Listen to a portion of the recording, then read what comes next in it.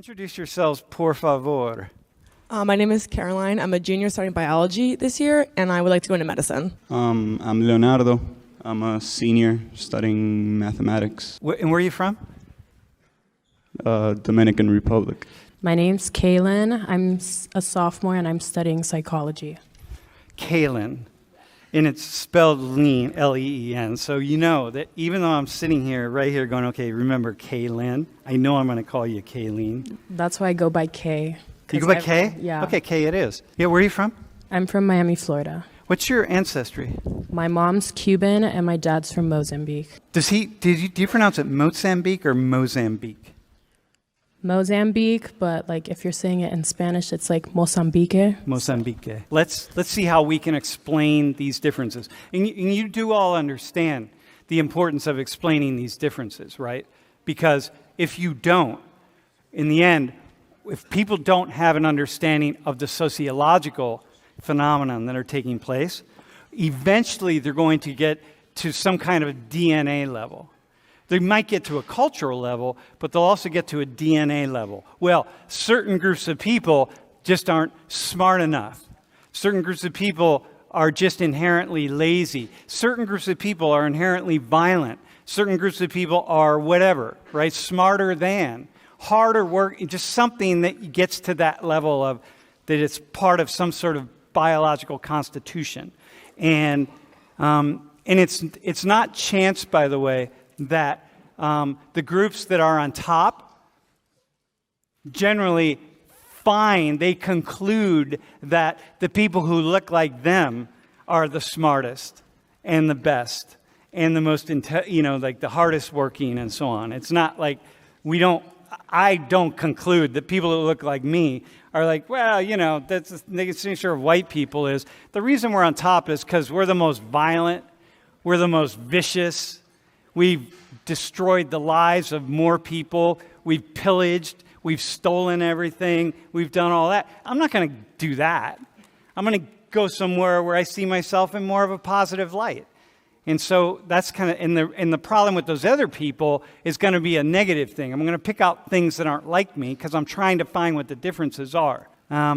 So we have free will, personal choices, lifestyle, decisions, interests. So that's all the stuff down here. And then we have factors outside of our control, including our DNA. Some people are biologically, constitutionally better adapted for life in the world in a certain way. Okay? Discrimination, historical factors, like one thing after another. How would you say something about this slide? And really be as thoughtful as you can about why there's serious differences. First off, what are the implications of this slide, of having children outside of wedlock in a culture like ours? So where I'm from, Dominican Republic, there's like this cycle that comes into play because of teenage pregnancy or outside of wedlock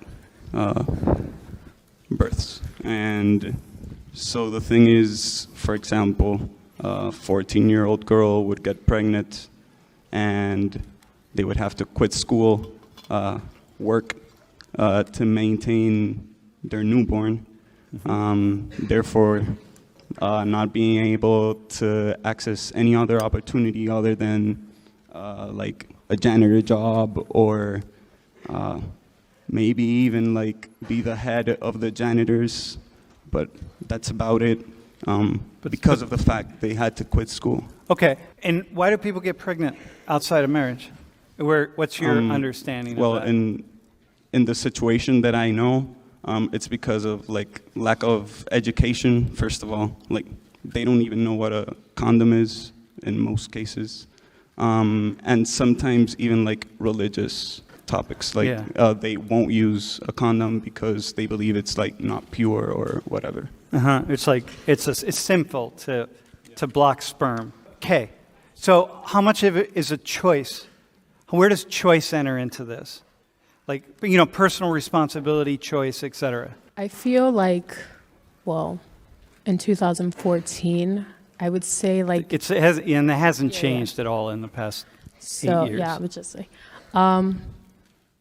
At the end of the day, I would like to think that like if a girl or like a woman got pregnant out of wedlock and that like she didn't want to do it, she would be able to go to like Planned Parenthood or a medical provider and get rid of it. But then we also have to like consider other factors like how religious their family is, their personal beliefs, if they even have access to those. How much is it a choice to have sex? Like, where's the choice? Like, all along here, right? I mean, if it's consensual sex, it's like 100% a choice. Like, you're choosing to do that. And if I feel like it then divides into two. So, like, if you're having protected sex, it's kind of like you're making a choice to, like, not try to conceive a child out of this sex. But if you're doing it unprotected, like, you know there's a chance of doing it. And you're like, okay, well, I'll make that choice. That can happen to me. It is what it is. All right, okay. Caroline, do you have any thoughts on choice here? Like responsibility, like... Yeah, I mean, I think it is a choice, but you have to look at like the factors that lead up to the choice. So if you don't have structures that are doing education or like family structures that are educating, you know, when you should or not have a kid, I think you're kind of set up to fail to a certain point. Okay, all right, like all of us, right? Like a lot of people in here, you're in majors that you wouldn't really choose, but your parents basically have chosen for you, just like last past Pirani, right? Pirani, we said, like, of course, like you're gonna be like doctor, lawyer, engineer, whatever, right? Like they're just choices.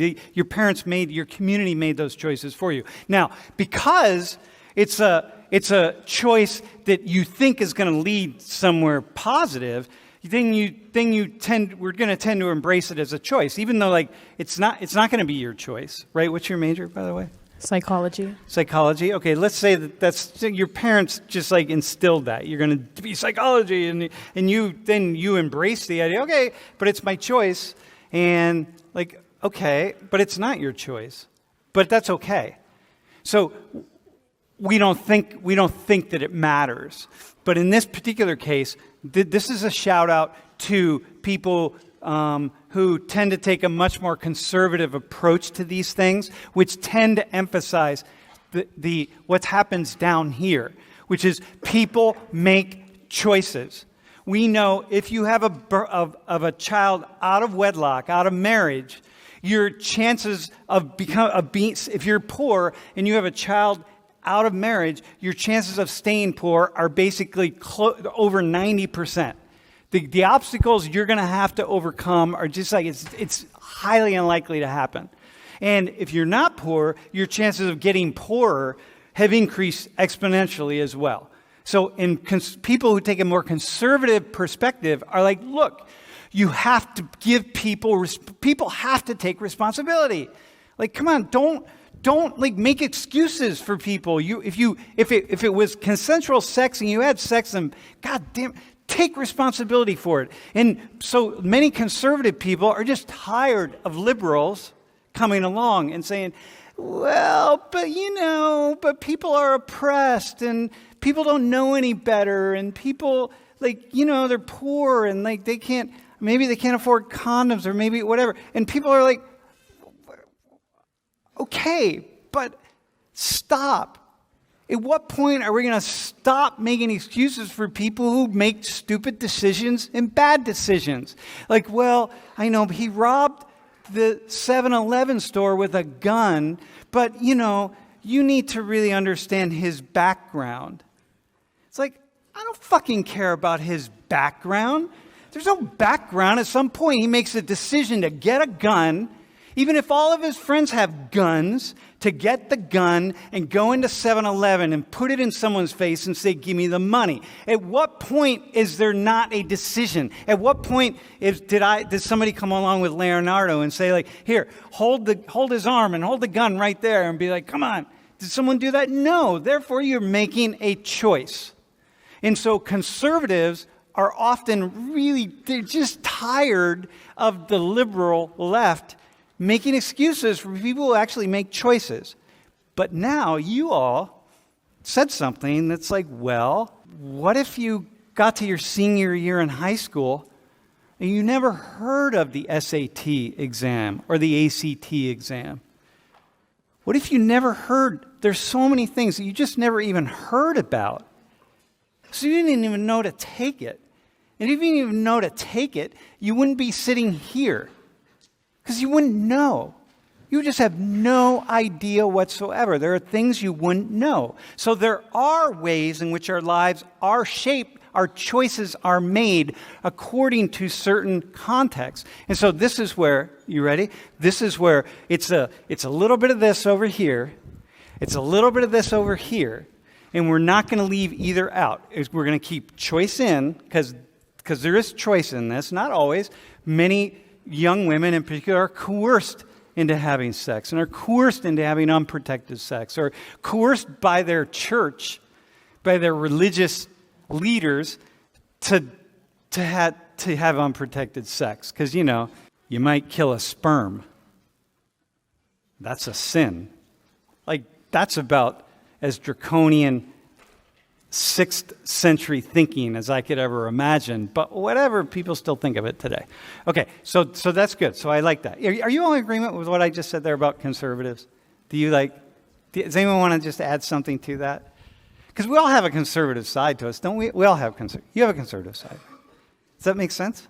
Bro, do you want to say anything? Because you really... I mean, I agree in the fact that there's like a line in between choice and like precedent, and like we have to learn like where to draw it. And like, sure, she could have made a different choice, but did she know any better? Was she forced upon it? Like, yeah, we don't know that, and we don't know that. That's what I mean. So yeah, like there's a gray area in which we can say like, she had a choice, or was it like president, like in this situation? But but still had a choice. But the choice, there's always a piece of it is a choice. Tell us, what is the miracle of compound interest? I can't believe you're a math major, man. I mean, explain it. What do you mean with that question? Tell us what compound interest is, man. How it works. Just like. No, hang on. You're explaining it to a room full of people who don't know anything about it, which is not true. Some of you do. Okay, compound interest is, for example, I'll dumb it down. If I have $100 and they'll give me 10% every year, and it is compounded, then I will have $110 after the first year, and then after the second year, I will have interest of 10% on that 110, so I will have $121. Come on, dude, go $21. for it. Exactly. All right. So. Did you think he was going to mess that up? I had a moment. All right. And then what happens over time? So yeah, it like compounds on itself. So that $21 will just grow. 121. And if you you start with $100 and you do that per month, and you just do every month $100, then it's going to grow really fast. Okay? Yeah, like it's exponential, so like you can take it as far as you want. Do either of you want to add anything to that? Compound interest, you got it? Do you know how important it is? Right? Okay. Do you have any stocks? Do you have any savings yet? I don't think so. Do you have any? Have you started investing yet? My high school friend made me buy Dogecoin, but it was horrible. So okay, that's a bad idea.